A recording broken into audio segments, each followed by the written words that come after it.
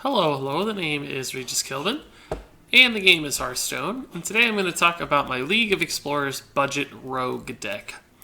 This is a pretty cool deck that takes advantage of some cool synergies with Deathrattles and the new League of Explorers card, Unearthed Raptor.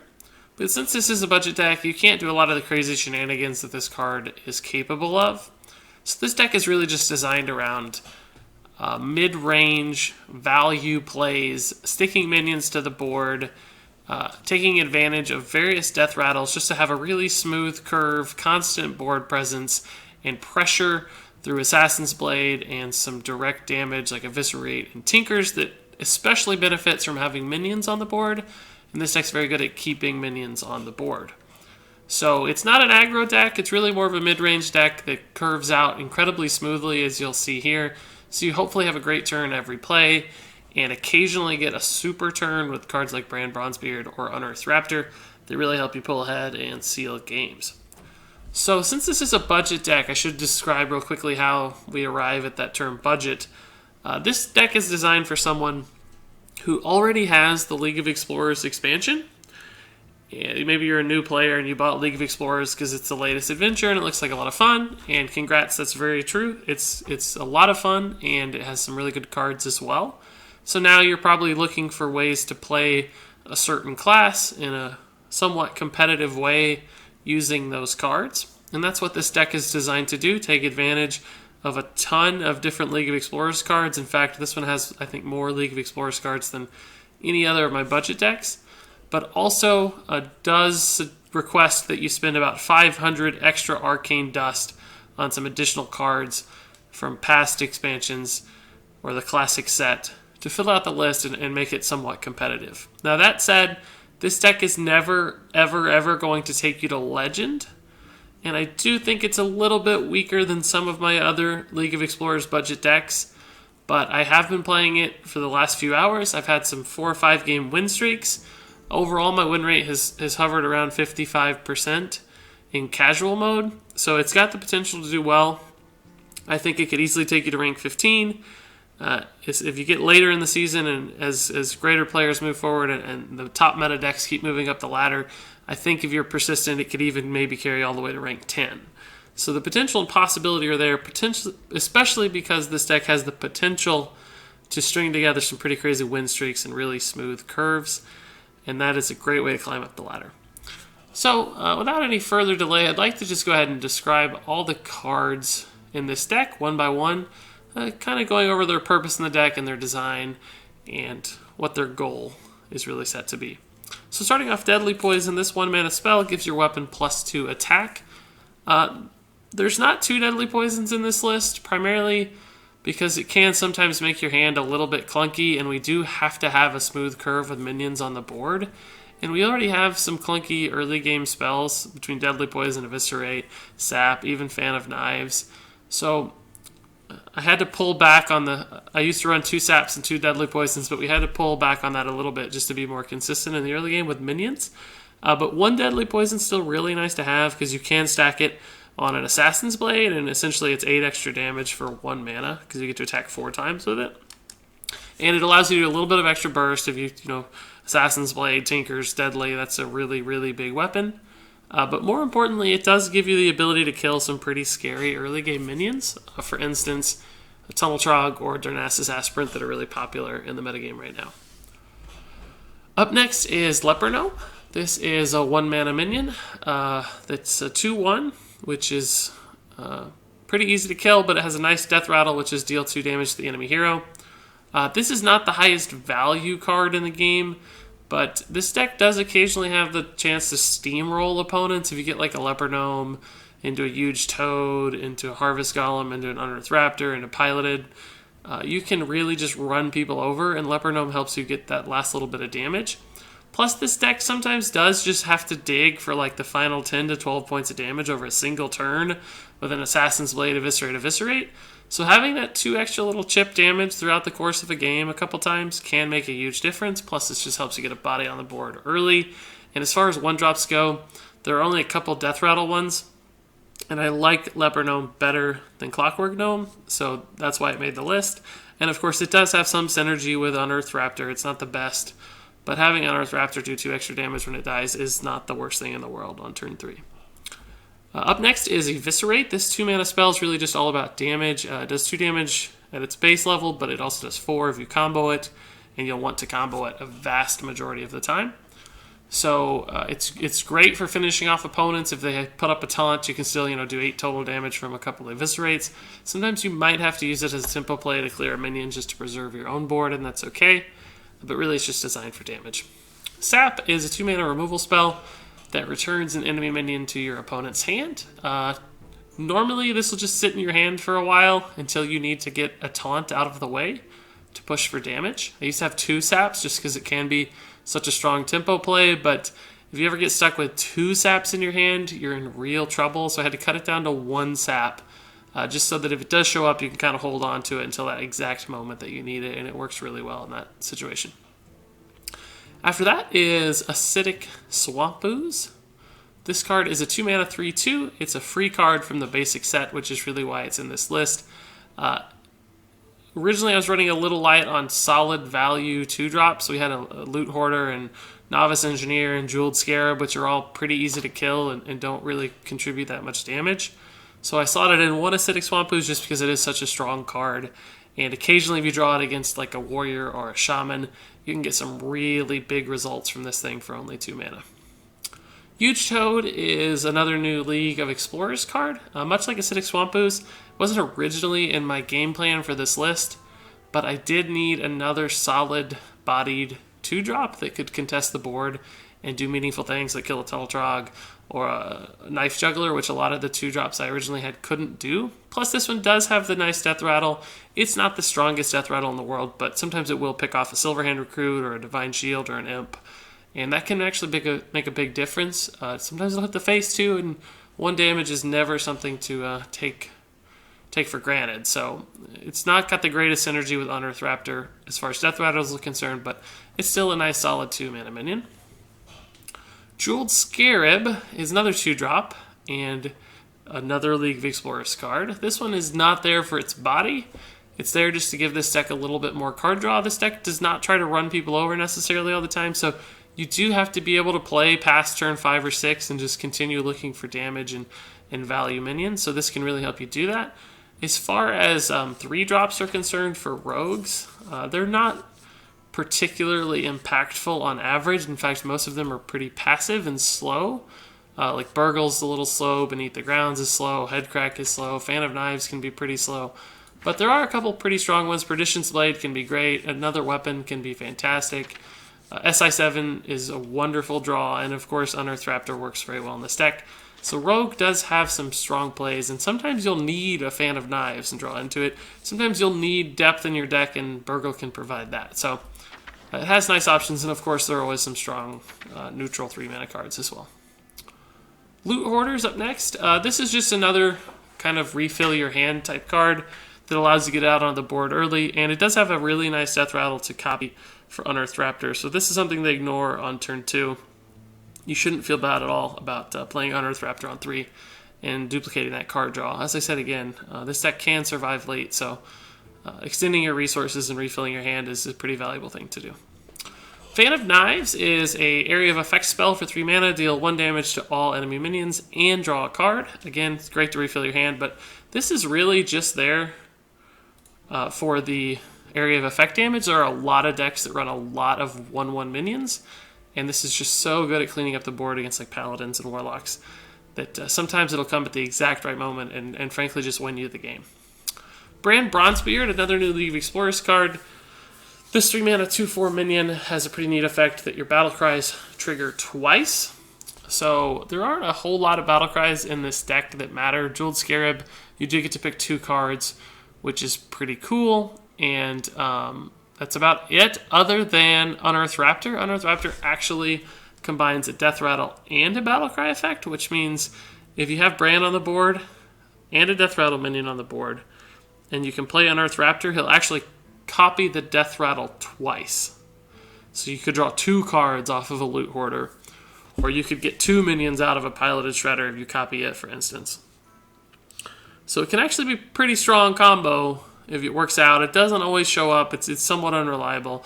because if you do play Bran, usually people will try to kill it immediately, so it's hard to set that up over the course of multiple turns. Sometimes you can do it in one turn for 6 mana, and it's a very strong play, which is really why the combo's there. Bran's also just a solid play on turn 3. He really functions as kind of a taunt minion because people are so scared of him that they'll go out of their way to kill him, and they can make some suboptimal plays in the meantime doing that. Harvest Golem up next. This is just another really value Deathrattle minion. It's 2/3 that summons a 2/1 mech in its absence when it dies. Neither of which are particularly strong as far as bodies are concerned, but with an Unearthed Raptor that's meaningful, and it's just something that tends to stick around on the board because they have trouble dealing with both halves of it, and that makes it great for like a Tinker's Sharp Sword Oil buff to absorb. And then, of course, Unearthed Raptor is up next, and that's really kind of the key card in this deck that made this deck possible in the first place. It's new from League of Explorers. As a 3-mana 3/4, it's really just good sometimes as a minion. That's a really solid body for 3 mana. But the effect is incredible. I think it's actually one of the strongest cards in League of Explorers. It's not being played a ton just because there aren't any really refined decks that have taken advantage of it yet. And Rogue, on average, is a little bit of a weaker class, but man, when this card works, it works really, really well. Like, I've copied Wobbling Runts numerous times, which means they kill my 3/4, and they end up with 6/6 more in stats. So that's like a 3-mana 9/10 minion that's split over 4 bodies, which can be absolutely ridiculous. But even if you get it on just a Piloted Shredder, or a Harvest Golem, or a Loot Hoarder, that's still a pretty strong play, considering the body on this minion is good anyway. And of course, always look for opportunities to combo it with Bran Bronzebeard, because that can be a really, really strong play. Up next is Tinker's Sharp Sword Oil. Give your weapon +3 attack, and if you combo it, you also give a minion +3 attack. That right there is why we're taking advantage of all these Deathrattle minions that leave behind a body, like Harvest Golem, or potentially Unearthed Raptor, or Piloted Shredder, and especially Wobbling Runts. Tinker's is great for pumping out extra damage and guaranteeing that you have a minion on the board when you need to look for lethal damage. Can always make the difference between winning and losing. So since this card does so much damage, having a minion there to absorb it is even more significant. Piloted Shredder up next. This is, of course, really just the ultimate budget card and, frankly, the best 4-drop in the game, I think. It's not a legendary. It has a Deathrattle, summon a random 2-cost minion. The stat alignment's really strong as a 4/3. It trades well into so many different things. Again, the Deathrattle is fantastic for this deck, both for Unearthed Raptor and to keep something around. Tomb Pillager is another new card from League of Explorers. It's actually a really, really strong card in some situations. I wouldn't say that it's perfect in this list, despite the fact that it does have a nice Deathrattle. It's not the stickiest minion in the world. It's killed relatively easily, and the coin is not as advantageous in this deck as it might be in a deck like a Miracle Rogue that really takes advantage of spells.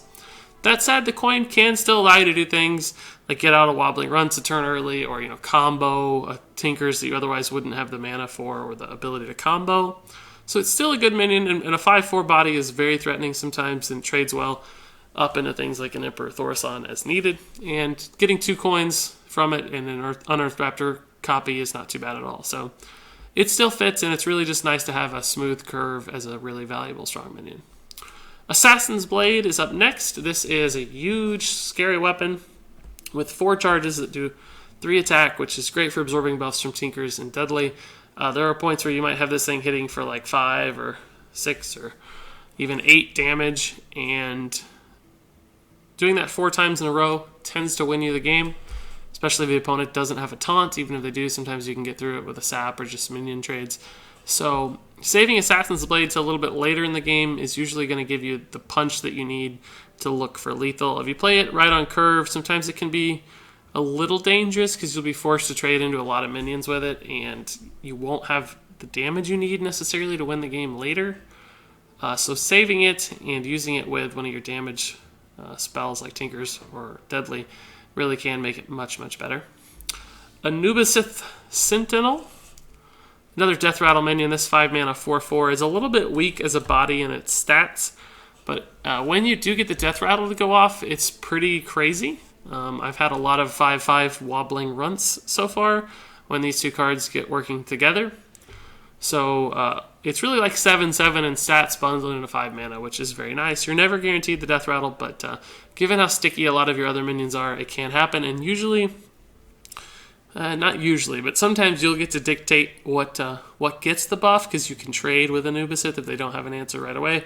And that's always really nice. Like, you can trade it into an Azure Drake and buff your Piloted Shredder, making it like a 7/6, for instance. That's like the dream, right? And then finally, Wobbling Runts, yet another new League of Explorers card. There are quite a few in this list. This card is very strong and a little underrated, I think, especially after seeing it in action in this deck. As a 2/6, it's something that people never really want to kill. You kind of almost get punished when you kill this card, because it turns from a 2-attack minion, in essence, to a 6-attack minion with 6 health. And sometimes it's harder to kill 3 minions than it is 1. So people tend to ignore this thing from time to time, which makes it great for absorbing a Tinkers, great for absorbing Anubisith Sentinel buffs, and even better for absorbing Unearthed Raptor copies. So it works out very well in this list. Plus, even if they do kill it, you're getting lots of value. I mean, in total, this is like an 8/12 minion across all the different stats. When you get the 3/2/2s and the 2/6 in the body, that's 8/12. 8 attack, 12 health total, which is crazy. And it just fits this deck really nicely as kind of the top end of your curve. It's not a big, scary, threatening minion, but it's kind of a sneaky, pervasive threat that can lose opponents the game before they even realize what's happening. And that is my League of Explorers budget Deathrattle Rogue deck. I hope you understand what all these cards are for, but of course do feel free to leave a comment if you have questions about why something's here or how it works.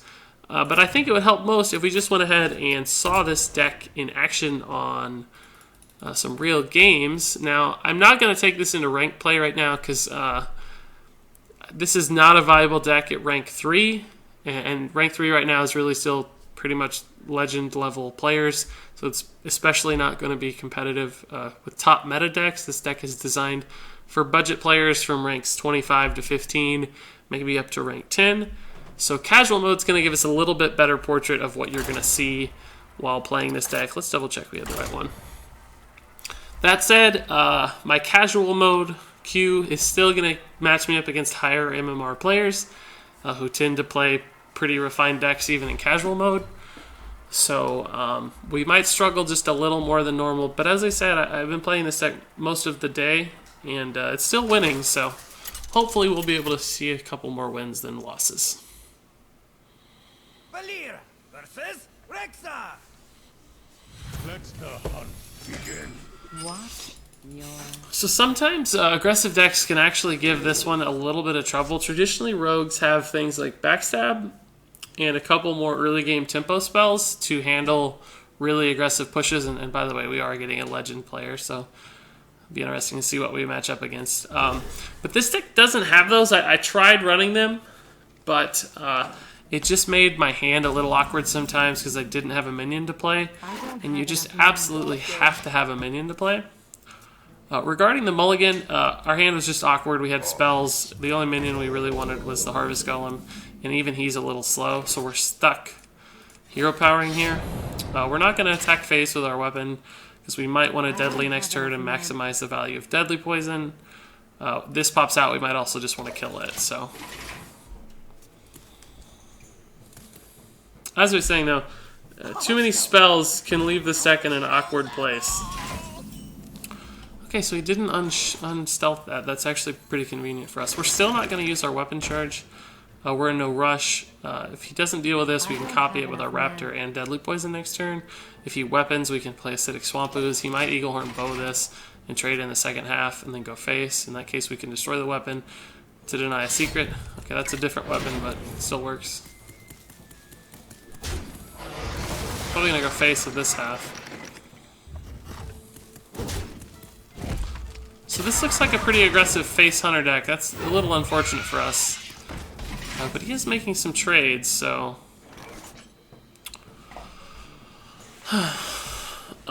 we can destroy his weapon, but we don't really have much else to do with our turn, is the unfortunate part. I don't have a good weapon target. This thing, I can hit it, but it doesn't accomplish a lot. Unearthed Raptors is pretty boring as just a 3/4, but it does allow me to deadly poison and kill this mad scientist. Alternatively, I think I can just play this Tomb Pillager and hope to get a body on the board.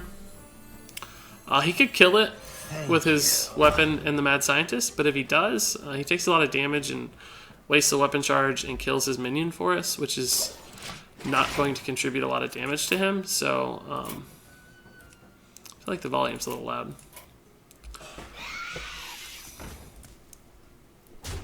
So he's going to ignore it, which is what we expected to happen. These things are so hard for us to deal without a fan of knives, so we really need a fan of knives soon.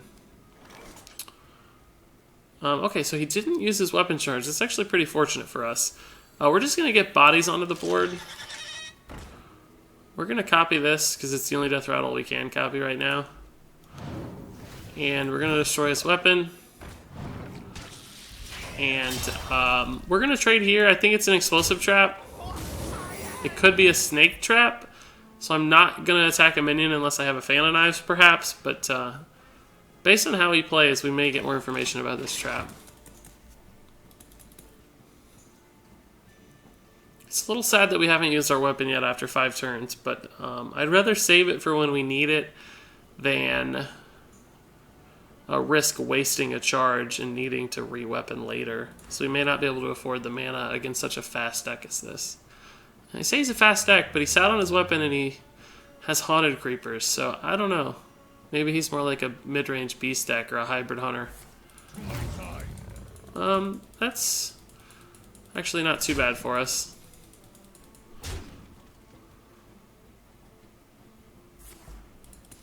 Okay, so another slow turn from him.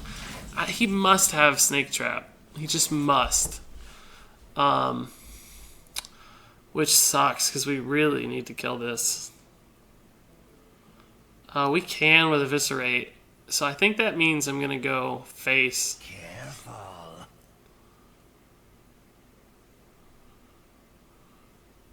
If it's Explosive Trap, we get punished pretty hard here. But I can't afford it being Snake Trap. I just can't afford it. And I think based on the way he's playing and not filling up the board.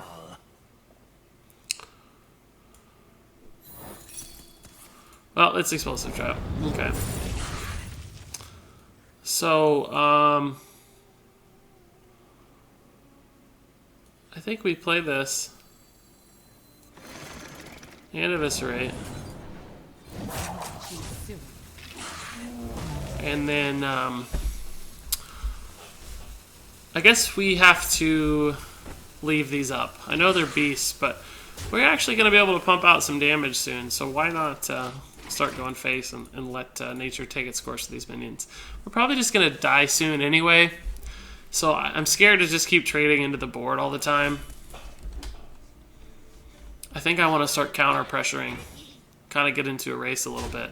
Because these only do 2 damage. We're doing 5 damage per turn with our minions. Well, he's doing more. We really need that Fan of Knives any day.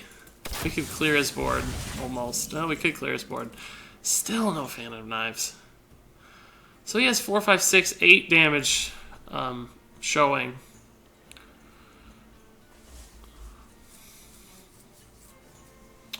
How much damage can we do? We can do 5, 6.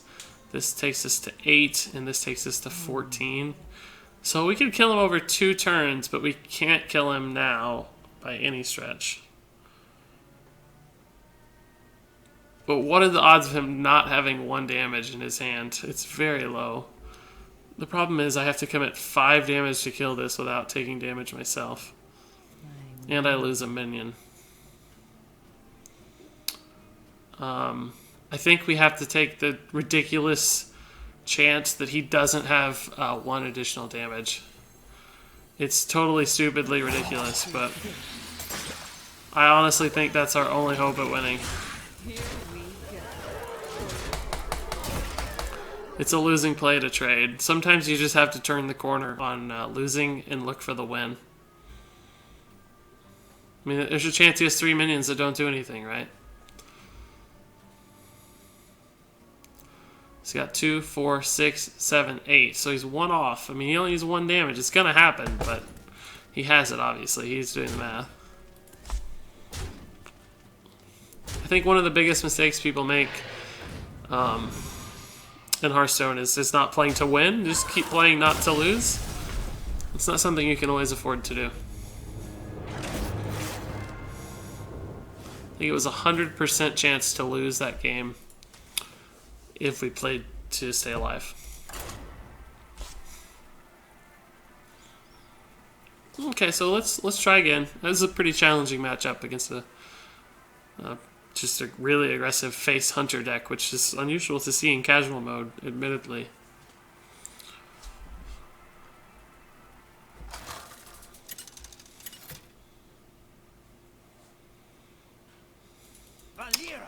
Is this the same guy? Same guy. Great news. I love when the videos work out perfectly. We do have the coin this time, which is significant. It means we might be able to keep 2 3-drops. But I'm actually going to get rid of the Raptor as opposed to the Harvest Golem. This is less likely to be... It has 3 total attack. This has 4 total attack. This still trades into like Huffers. It trades into 2 Huffers, whereas this just trades into 1 Huffer, for instance. This doesn't trade in to a Misha either. So there's a lot of reasons this isn't quite as good as Harvest Golem against Hunters. Alright, so those cards are pretty slow.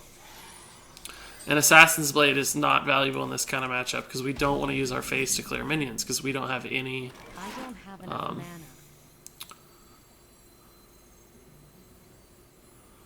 I'm actually going to coin this one out because we have a curve after it, and we could get something here that's really valuable.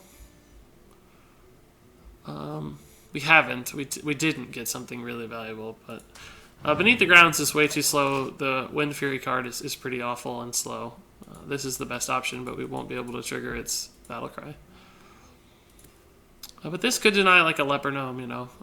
The Swamp Ooze I want to get value later, so I didn't want to coin it out. And I didn't want to wait a turn to gain initiative by coining out the Harvest Golem, and I definitely didn't want to coin out my weapon. So this felt like the best play. And we could have got a really powerful 3-drop, you know. We could have got like an Earthring Farseer that healed. So lots of different things we could have got.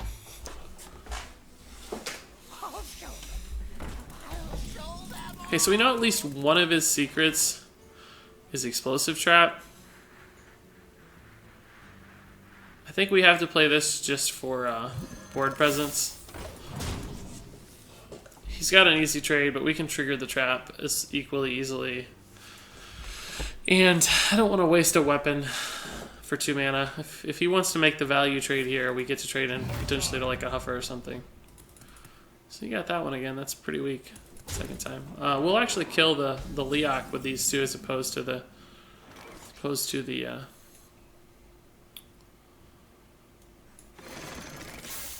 Mad Scientist. We don't want to give him extra value. He might have drawn his last secret for all we know right now. So don't kill Mad Scientist any earlier than you have to. Plus, of course, that represented 3 damage, and this only represents 2 damage. So this trades really nicely here. He's pumping in a lot of damage already, though.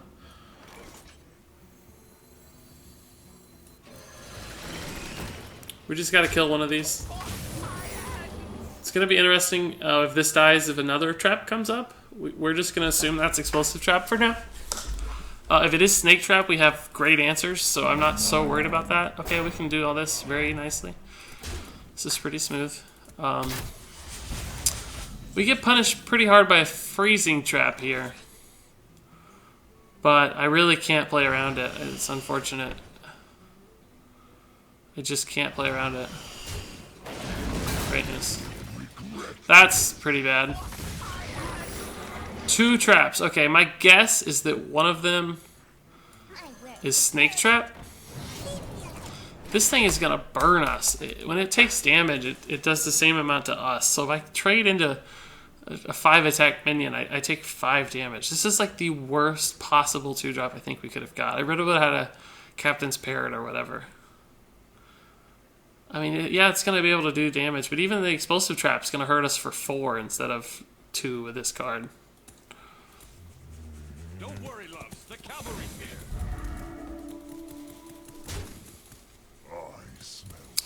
Okay, yeah, Fan of Knives is a pretty obvious play here.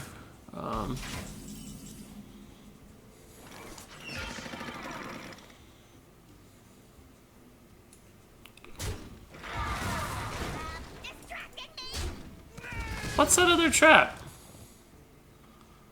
Oh, I should have fanned. I wasn't paying attention. I got distracted by the trap. Mistakes were made. What could that have been? It's got to be explosive. But what's the other one? Dark trap? It's not snake trap. Could be snipe. No, we already played this. This gives him a lot of hounds, but we need to get damage out. This is gonna all die to explosive trap, which is why I didn't attack. I'm gonna trade these in to whatever minion he plays next.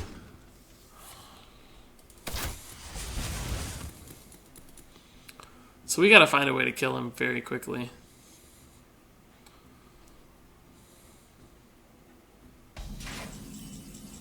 We misplayed that last turn a little bit. It makes me sad, but...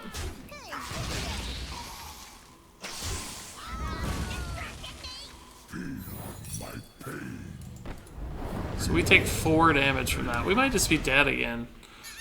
That's so miserable. Oh, it's Bear Trap. Oh, I forgot about Bear Trap, of course. So I have to sap this just because it's going to kill us if I don't.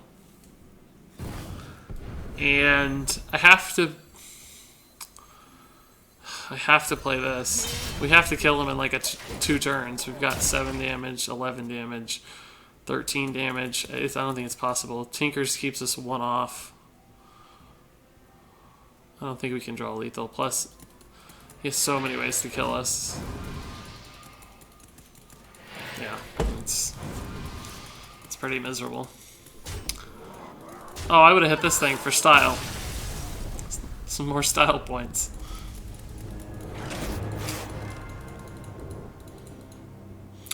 Okay, so we gotta wait a second. We can't queue into the Face Hunter a 3rd straight game. That's a pretty miserable matchup, and we don't want to see that one again. Put me on tilt a little bit too.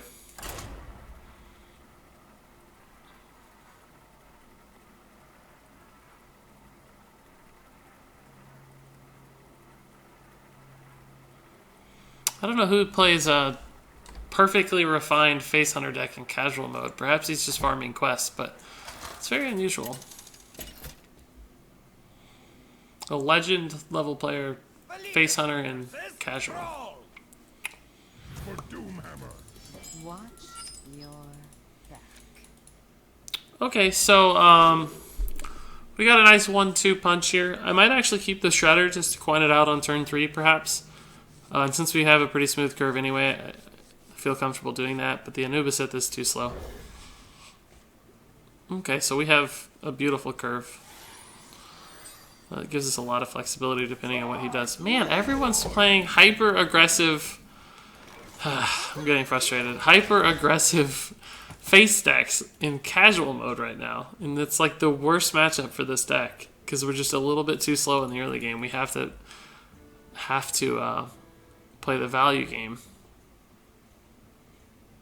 We're fine against like zoo type board control aggro decks, but the hyper face stuff that just ignores our board is really tough.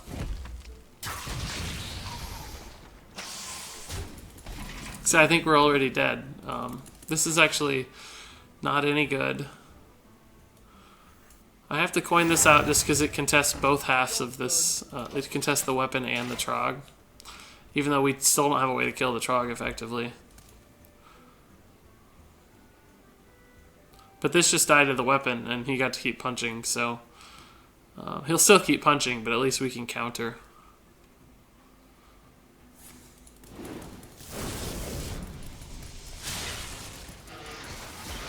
Okay, so the Golem ate 1 mana and 3 damage, 5 damage. That's not too bad. Healed for 5 and anti-ramped. We still don't have a good play here. I think we have to play this, even though he's going to kill it with his weapon, hoping that it pings off the Trog.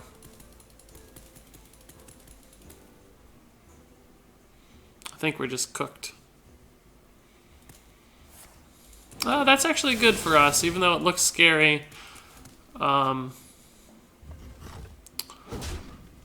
It does slow him down a little, perhaps. If he plays another minion, yeah, yikes, that's not good.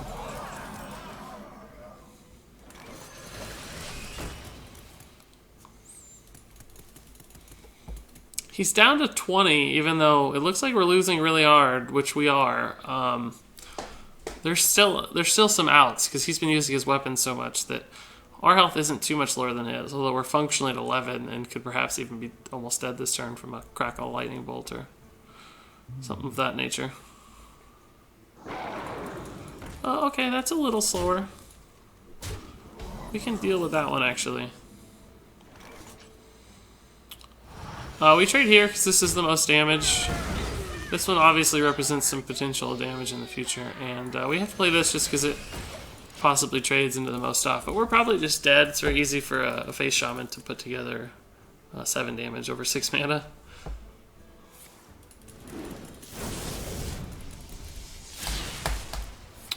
Low rolled.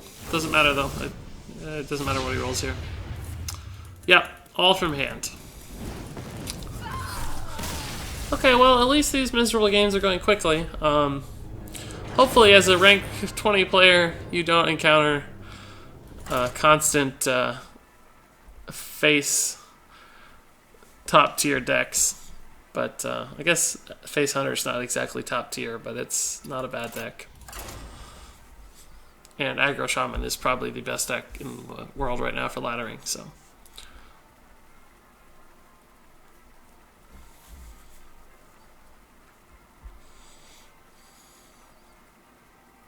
Hopefully we're still learning regardless. Sometimes lose streaks happen. I think I finished on a 3-win streak right before recording the video, so. Okay, this one might be fun. Warriors can be tough for rogues just because it's hard to punch down their health total high enough. But this deck is really more about board presence than it is all burst damage, so we still have a shot. I actually like this hand okay. We don't necessarily need a turn 1 play. And these are all such good minions and a nice curve that I might just coin out Harvest into Unearthed because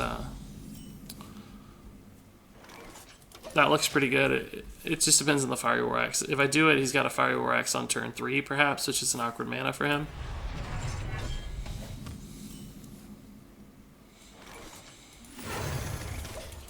So we might force him to float a mana by Fiery War Axing, which he'll feel bad about doing, so he might not do it. He might play something else instead or bash this, which means we're more likely to get this off. He shield slammed the front half of a Harvest Golem. Wow!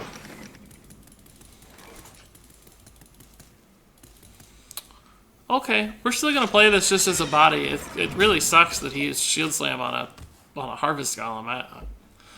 It's actually pretty smart, had some foresight, but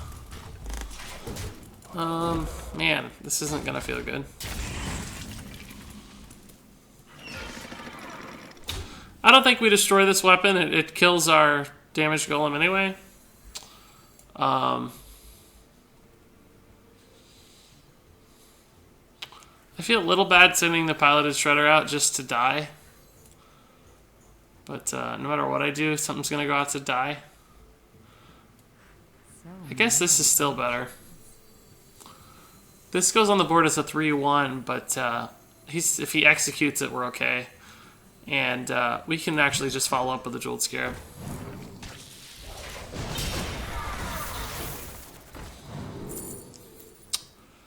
Edwin's pretty good. That could make an additional threat for us. That's pretty nice. Probably won't be using it this turn, but... Okay, so that's not too bad. 3-attack weapon into a 1 health minion. I feel okay there. I'm actually going to play this one. You don't usually get a chance to play Anubis Sentinel when it's unlikely to die, because you can't trade effectively here, which means we might get to trade this in next turn on like our Piloted Shredder, for instance. We can dictate where the buff goes, which is pretty nice. He might have a, you know, like a shield slam, or shield block, shield slam for this, or who knows, but if he's not careful, then this will get the buff anyway.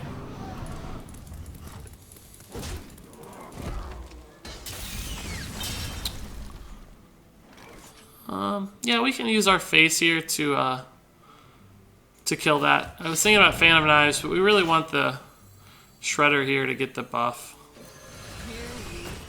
This is a little susceptible to silence. It could be susceptible to Shield Slam or Execute as well, but we had to put it on something. I guess it's also susceptible to that. Man.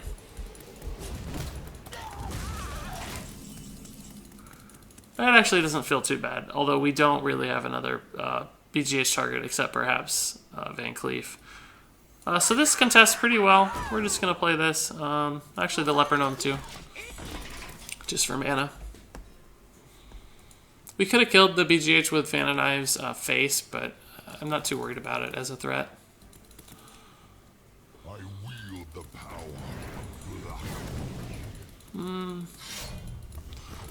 So he's doing the work for us here. He's scared of that for some reason.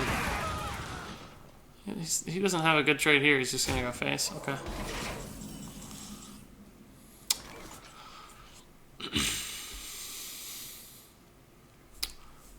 I think we just trade our board in. I kind of want to eviscerate, but I don't really have a good way to launch the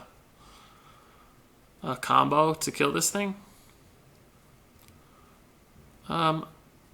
I guess we could Hero Power Tinkers, but that's also bad. And I don't want to throw out a Van Cleef as a 2-2, so... yeah, we just don't have a good play, though. I don't want to sap either of these targets, because he gets additional value from them instantly. I guess I could Fan face, see what we get. Fan into Eviscerate. That actually might be my best play. I might not even face. I might just sack the Leper Gnome. Yeah, that's okay. I hate awkward turns like this, but gives us some minions to work with.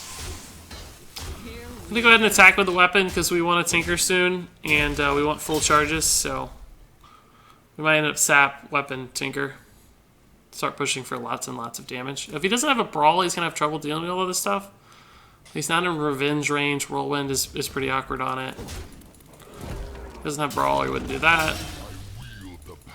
It's got another one of those guys.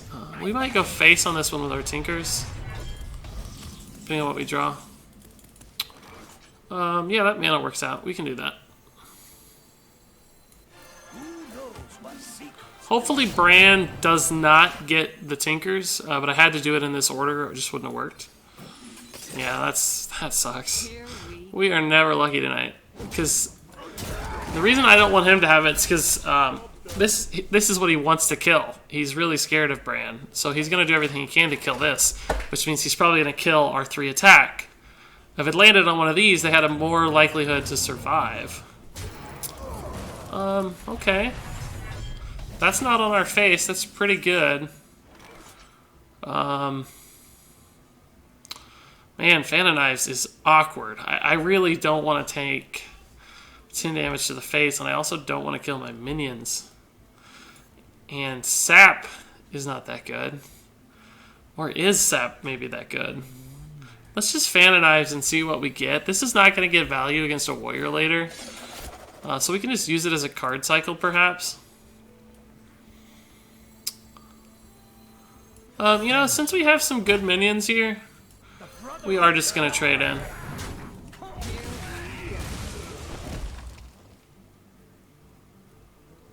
So we have 10, 15 damage showing. I'm not going to attack because we do have the sap.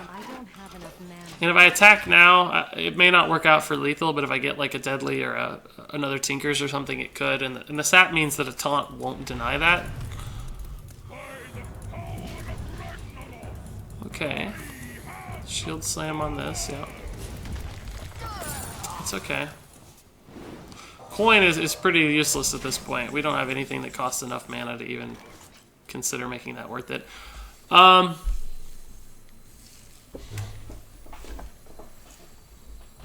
Thorison is actually not particularly scary to us. But I still have to decide if I want to sap it or not.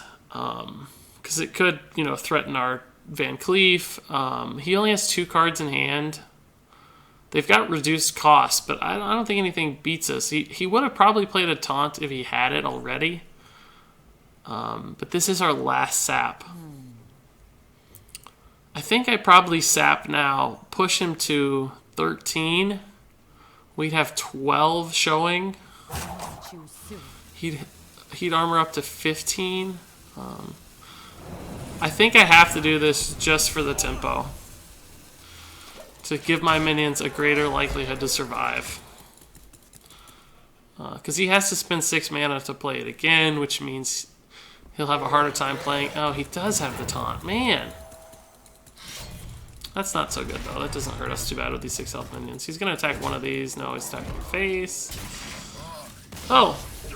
He saw the end in sight. I don't think we had it, though. That's really odd. That concession intrigued me. I don't know what was in his hand that was so bad. I felt like we were on the verge of losing that one. We had a clear for the taunt with the Van Cleef. He would have had to weapon the Van Cleef to take 6 damage to kill it, perhaps, is what he was thinking. So he would have taken pretty crazy damage from both our weapon and the runts in the Van Cleef would have been 12 damage. He had 13. He would have hero powered to 15. So we had to find 3 damage somewhere over 2 turns. We probably would have, but I'm still surprised he gave that up. Okay, so we have the coin. Jeweled Scarab's a little slow when we already have a 2-drop that's a little bit faster. And we don't have to rely on Jeweled Scarab to get us a 3-drop. Eviscerate could be good against a Worm Rest agent if this is a Dragon Priest, but we'd rather have minions probably than spells right now. That's a little slow perhaps, but if we don't use the coin, we have a decent curve. I don't really like playing this into a Northshire Cleric though, because it allows him to heal and kill. But I'll play it into that, that's fine. I don't mind trading there. If I got another 3-drop, I'd probably coin out the Harvest Golem. Actually, this is just a little better. It trades the board. If he Velen's Chosen's this, right, that's a little annoying.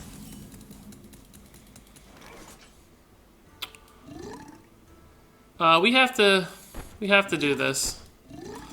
But we're actually going to coin out the Tomb Pillager here just because it's a much bigger threat to the board and much more likely to kill this Death Lord. And the coin could be pretty impactful as well if it dies. It doesn't hurt us to make that trade. We have to do the damage at some point. He might have a clear of some sort or some way to deal with it, or a Velen's that means we don't get to do the damage to the right target. Okay. That's pretty intriguing, but it's actually bad for us because it's really one of our only 5-attack minions. So we just keep throwing them down. We need to kill this soon or we're going to fall so far behind that we never actually have a chance to recover. Look how pretty the snow is, though. Huh. That's an interesting play when he has a bigger board than I do. It's going to potentially hurt his stuff more or draw a lot of cards. I'd love to see like an Eviscerate or a Deadly Poison. Cool. Yeah, so... Careful, careful.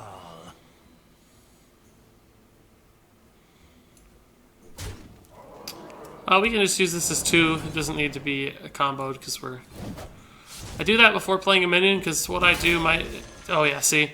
I was going to play the Harvest Golem because I thought it traded better into the board, but since we got the Paladin Shredder, I'm very happy to just copy the Deathrattle there. That's probably the best minion in our deck we could have got. Maybe a Wobbling Runts, but Wobbling Runts is susceptible to Cabal Shadow Priest, which you could just steal it, and that would be devastating. So since both of our Pillagers are out and both of our Anubis Sentinels are in hand, I think that was the best possible outcome from the Deathlord. So he's got his work cut out for him here. This is a pretty hefty board to deal with, and his minions are all pretty low power. Of course, Priest always has answers, so you never know what they're going to pull out of their hat. Trade, Light Bomb, all kinds of crazy stuff can happen.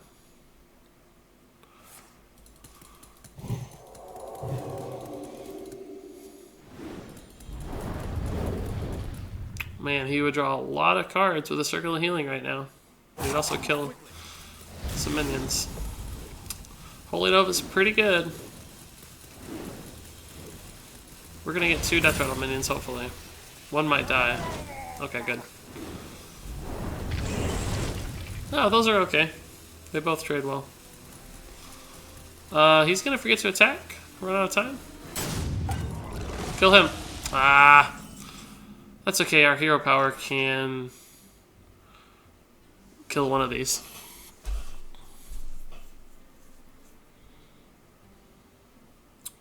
So we have 8 mana, potentially, and I think we're going to probably just use 1 coin, though.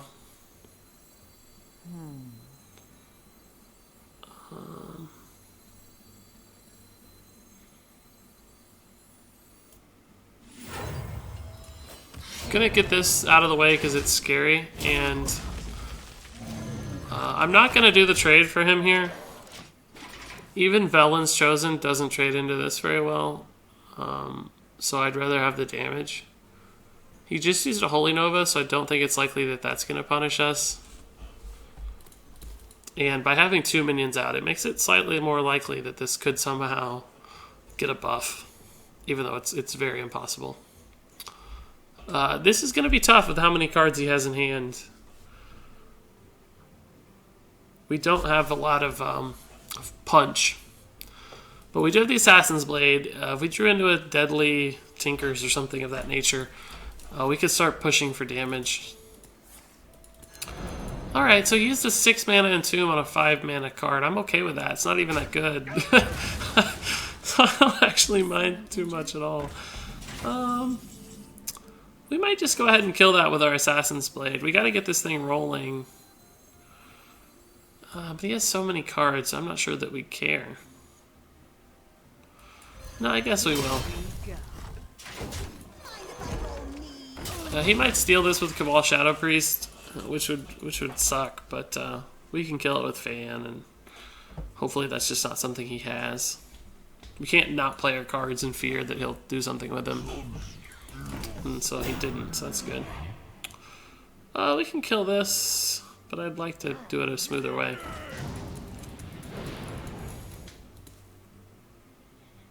Tinkers would be pretty good here. Eh, not that good. We're gonna have to kill this eventually, so... Does that change our play any? Not yet. I wish we had it a turn earlier, but...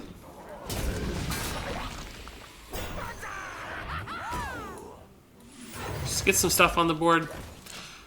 Give ourselves a Tinker target probably next turn. This all trades pretty awkwardly for him. We need to get ahead on the board here soon, though, because we're going to run out of gas in our hand, and he's not. A second Entomb already. Man! This guy is not shy with the Entombs. So if he doesn't heal that, well, oh man, that's tough. That's going to be very hard for us to kill anytime soon.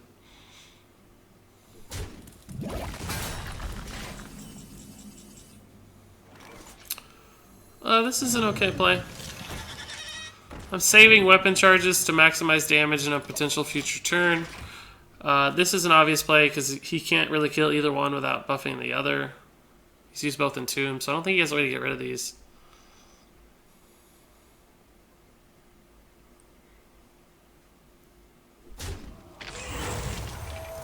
Oh, well, Light Bomb, okay. Well, he had to sacrifice his own board. It's not the worst thing. Well, that's scary. That's a pretty dead draw. I have to do that just to cycle for a card. That's also a bad draw. Who knows what secrets will uncover?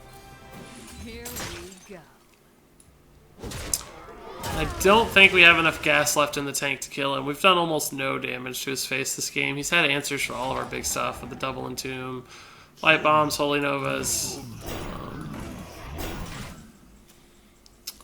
Double Sludge Belcher. And we draw into Leper Gnome. I think that seals the deal. I don't think we have enough left to win. There's just not enough damage in our deck. Especially not with no cards in hand. We got shut out by the Control Priest, boys.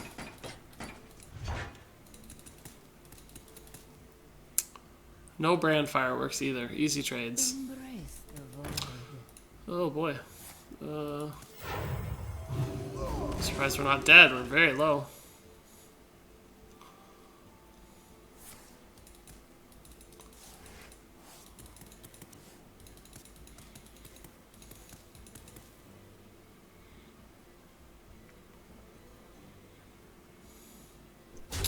I would just be pushing face if I was him.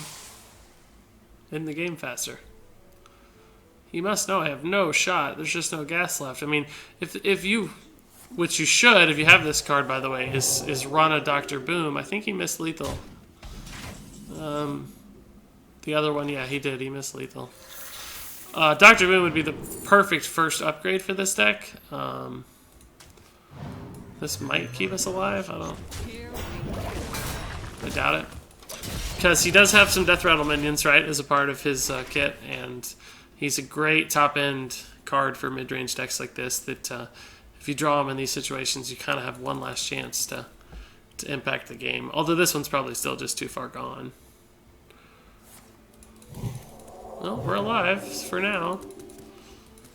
One card off lethal. Oh, yeah, he don't think he can kill that, so... Oh, well, that was tricky.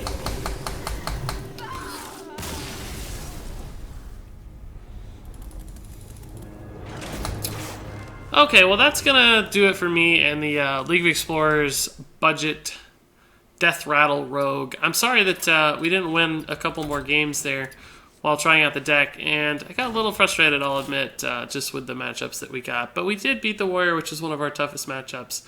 And it looked like a pretty top-end Wallet Warrior deck, so I'm happy about that one. I do promise that this deck has the potential to pretty significantly help you climb up the ladder. I saw some success with it all day. Unfortunately, the ones we caught on tape weren't the best games of the night. So, if you have any questions on this list or the deck or the playstyle or upgrades or replacements for it, I'd be happy to hear them.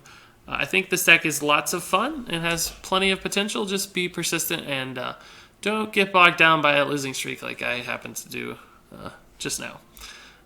Thanks so much for watching. Always appreciate it. Do subscribe if you like the content. We got lots more decks coming. And until next time, game on.